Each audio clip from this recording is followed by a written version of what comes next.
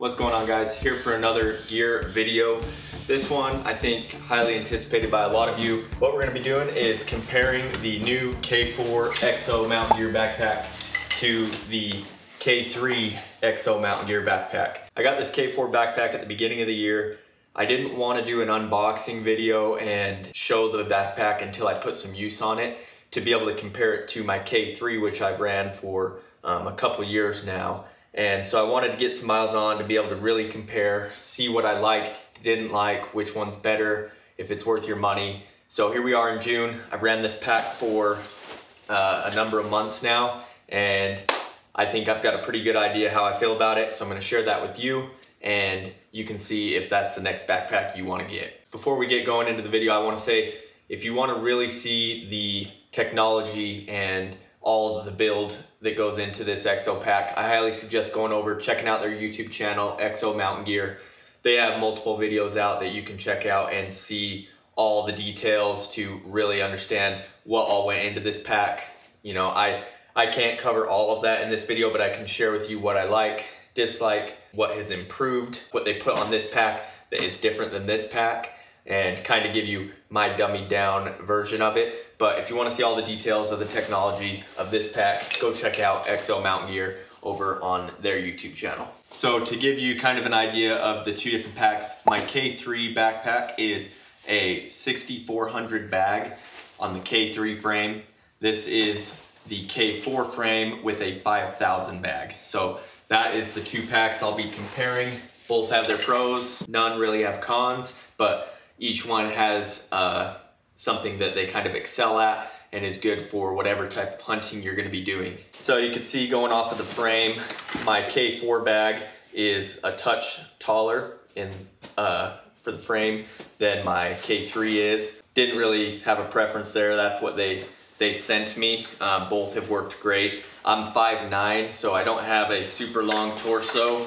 I'll usually shorten the backpack strap up to whatever adjusts. The nice thing about EXO is they provide a ton of flexibility in the back and in the hip belts for finding that perfect fit that's gonna be best for you. As we all know, putting miles in the backcountry or on the mountain, you really want something that is perfect to you. You don't want something that's a little too tall or a little big in the hip belt, because then you're gonna have issues with how it rides. You might end up having too much weight on your shoulders or pressure in certain spots, and you don't want any of that. So make sure you go through their sizing chart and get the exact fit you need. So first thing we can do is go into the bag itself. Again, 6400, and this is a 5000. They both open up the exact same. Just going to be a little bit deeper of a bag. And you can see here, when the bag is fully extended, a little bit more height to my 6400. Also, they have different bag options depending on what style you are. On this 6400, I had the open pouch in the front, so it's kind of a stuffed bag in the front. As you open it up here, that's a vertical kind of stuffed pouch, but it's just open. There's no zip or enclosed. And to access the bag, you obviously have your main compartment up top, but then there's also one vertical zip that goes all the way down to access all of that inside. On my new backpack, again, you still have the same open compartment up top, but now this year I ran a horseshoe or U-shaped bag. That way I can access easily and I can zip up easily. Right off the bat, I'll tell you, I like this bag a lot more than the bag I chose on my last setup. What I like about the horseshoe is if I have my straps closed up, I can still access my backpack a little bit. Whereas here, I kind of had to fully zip it and undo these outside straps that covered my zipper to get into my bag, which kind of got annoying from time to time. So I'm a big fan of the horseshoe zip. It still has a vertical zip in the middle with kind of an elastic, more stretchy material. That's nice for putting quick snacks or anything you might have to get to quickly without having to disassemble your backpack. As you dive into the zipper, there's also another compartment on the inside, on the front of your bag. That's handy for little things, maybe your tags, game bags, knives, anything like that. We'll dive into the side pouch now, or side compartment of my 6400 bag. What that has is kind of another stuff pouch. It's vertical, goes all the way down to the bottom of the pack. That's nice for tripods, spotting scopes, tents, anything that could be lengthy. I usually would stuff on the side pouch. It does not fully close. It's open up top, but you can cinch it shut by pulling that, cinch it tight. But it does not fully close. That's just an open pouch. Comparing to my 5000 bag, it's still pretty much the same, except this one has a vertical zip that goes all the way down to access your side pouch. Got some toilet paper in there. But you could use a tripod, spotting scope, same thing. Put your longer vertical items in there.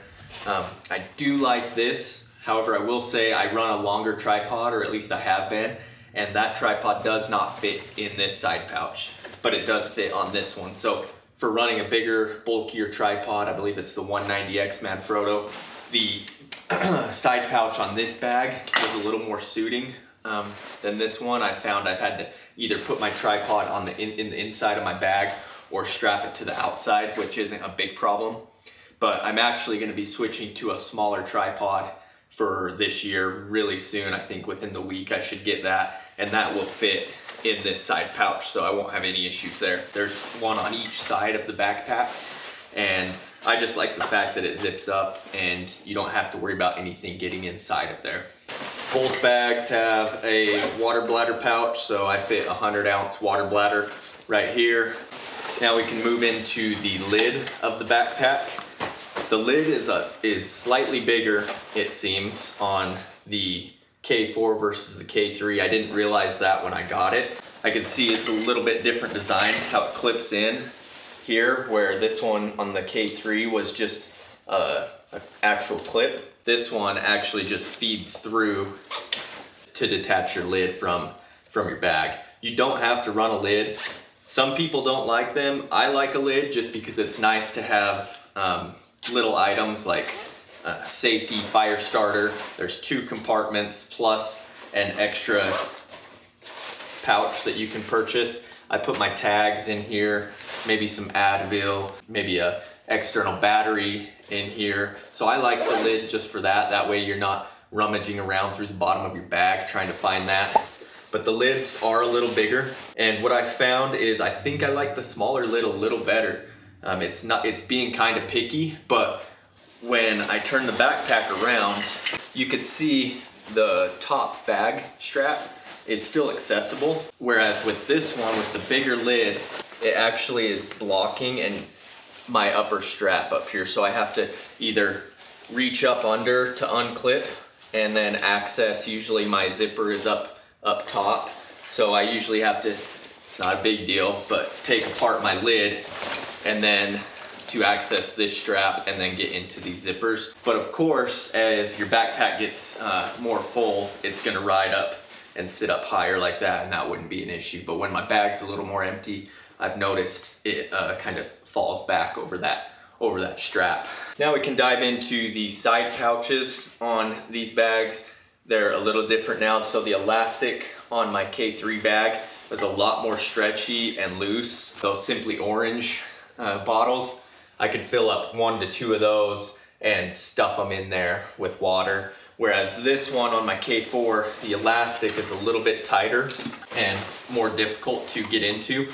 But now I don't have the issue of water bottles falling out like I did with my other bag. So now it's just a little bit tighter, harder to get into. I can fit a Nalgene water bottle, 32-ounce bottle, plus say just your regular water bottle in there.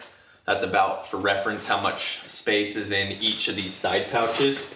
A little bit tighter fit, not a big deal to me. I actually kind of like it more just because it's a little bit more secure. One of the main things about EXO that I like is most of the time your backpack isn't maxed out and you aren't carrying a load of meat. You're probably only packing out meat, if you're the average person, once to maybe 3 times a year. Most of the time you're day hunting and you do not need your backpack to, you know, be so big and cumbersome. And that's why I downsized from a 6400 to a 5000.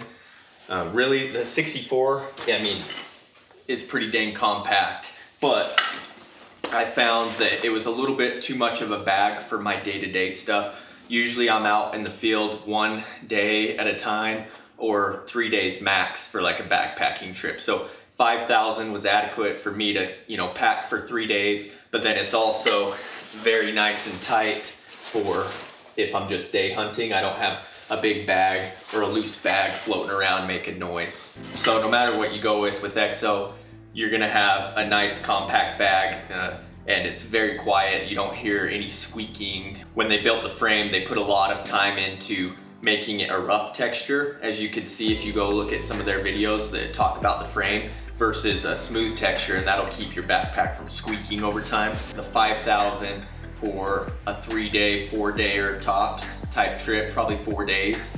If you're really good at backpacking and cutting weight, you can probably get 5 to 6. But over my shed trips this fall, they were 3 to 4 day trips. I had a little bit of space left in my backpack without maxing out, and it worked out great for me for those type of trips. Now we can kind of get into the hip belt and suspension, the differences there.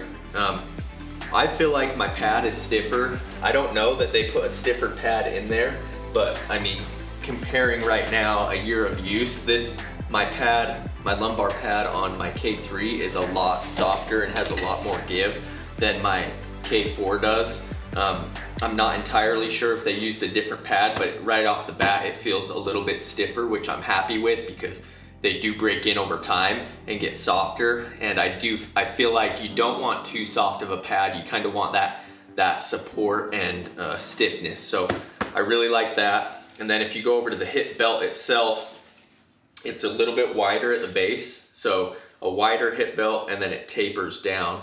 Whereas if you look at my K3, it's a little bit smaller and stays the same size pretty much all the way to the end. So you can kind of see, looking at those two left hip belts, how there's a difference in size, which is what you want because you want that weight dispersed rather than kind of laying tight in one spot. A little bit more surface area covered. When you put one of these backpacks on and you're sizing, you don't want there to not be any more tightness. So if I tighten this as tight as it can go, you don't want to have it maxed out to where you can't tighten it anymore. So this is really tight for me, and I still have probably another inch each way to go if I really had to. Right now I'm pretty lean, so definitely it's at a good spot to where if I put on a little weight by fall or I have extra clothes on, I have some room to play with. But you don't want to be maxed out on your hip belt, but I do know that you also don't want your hip belt, you know, way out here super loose, because you want that hip belt touching your body the most as possible with still a little bit of room to tighten to get a nice firm steady hold. On the hip belt I run a side pouch here. You can see looking at the hip belt here, they have a different system now. They kind of have that thread system. So whether it's your holster, a pouch like this, you can run a lot of different options through there. I also have a water bladder pouch that fits right here. Not sure where it went, but there's a Nalgene pouch that'll fit on this diagonal spot, which is nice because that keeps the weight closer to you rather than hanging out here like a lot of other brands have. That Nalgene pouch will be nice and tight to your body and on a good angle to pull right out and take your drink and set it right back in. It's not flopping around or anything, it's out of the way.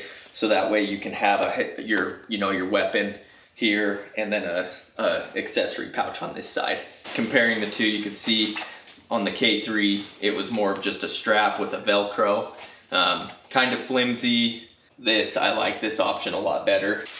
That's also how, when you're adjusting your back straps, it's the same thing. You have that thread system on the back with the loops and then also the Velcro to move it up or down right there.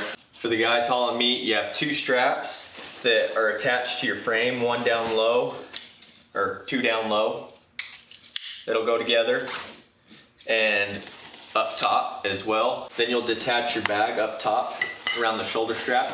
Your bag will open up, fall off the frame, and then you'll have your two meat straps attached to your frame where you can stuff meat down to it, clip that, and then bring your bag around, cinch it back up top, and have a nice compact ride with that heaviest meat and kind of that awkward load sitting nice and tight to your frame. Really liked packing out weight. I've packed out a number of elk, and when I've packed out the elk, I've put the neck meat, a hind quarter, a front quarter, and a couple accessories, so pretty much half of an elk on these packs. I've done that, man, between packing out friends' elk and then a couple of my own now, plus deer. I've put a whole mule deer in a backpack, and then like I said, I've done half an elk multiple times on one of these EXO packs. Weight-wise, they're both pretty much the same because the bags are different sizes. One is bigger than the other. Weight-wise, there's no difference really at all. I think we're talking a couple ounces looking at the charts between the two packs, so they're both lightweight, nothing really there to complain about or worry about. One thing I've noticed is the buckles are a little bit beefed up compared to my K3 bag. The buckles are a little bigger and durable. Well, you could tell just by looking at them. Going over weight and how they handle, I would say I don't see a giant difference, but the K4 I do feel like holds the weight a little bit better than the K3 does. I picked up some pretty big loads of elk sheds this year, and comparing, you know, having 100 pounds on your back to having 100 pounds on your back with the K3, I would say the K4 is better. I do feel a noticeable difference on how it carries. So overall, what pack's better? I would say this K4 definitely is better. Is it so good that I would say you gotta sell your K3 and buy a K4? No, but there is a significant difference, and I would suggest if you're in the market for a new pack or you have the money for a brand new pack, jump on a K4 while you can. They're awesome backpacks. I don't think you'll be disappointed with them at all. I've ran an EXO pack for years. They're good guys. They get after it. Great engineering, and I think it's a perfect pack for you guys. I do not have a discount code, unfortunately, to offer you guys. I just love running EXO, so I can just highly recommend them. I believe on their website, when you check out and get your bag, they say, how did you hear about us? You could say Chag or Martin Chag. Also, maybe leave them a note and say, get Martin a code. I think a lot of you guys would obviously appreciate that, but no code, but highly recommend. Go check them out, EXO Mountain Gear, and I hope you guys have a great summer. If you have some good tags, good luck on those hunts this year, and I'll catch you on the next video.